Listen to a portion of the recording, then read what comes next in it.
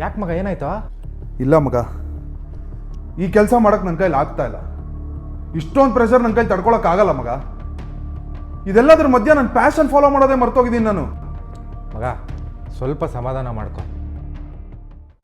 ಇವಾಗ ನಿಂಗೆ time travel ಮಾಡಿಸ್ತೀನಿ. ಕಣ್ಮುಚ್ಚು. ಮುಚ್ಚ. ನೀನೀಗ 2036 ಅದೇ ಕೆಲಸ ಮಾಡ್ತಾ ಇದೆಯಾ, ಸ್ವಲ್ಪನೂ ಇಷ್ಟ ಇಲ್ಲ. ಇದರಿಂದ ಹೆಲ್ತು ಹದಗೆಟ್ಟೋಗ್ಬಿಟ್ಟಿದೆ.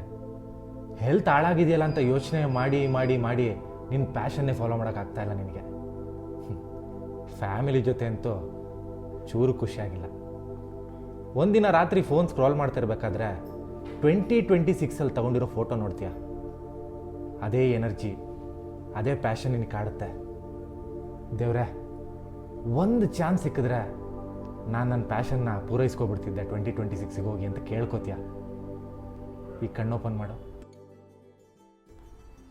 ಕಂಗ್ರ್ಯಾಚುಲೇಷನ್ಸ್, 2026 ಬಂದಿದ್ಯಾ. ಗೋ ಚೇಸ್ ಯುವರ್ ಡ್ರೀಮ್ಸ್.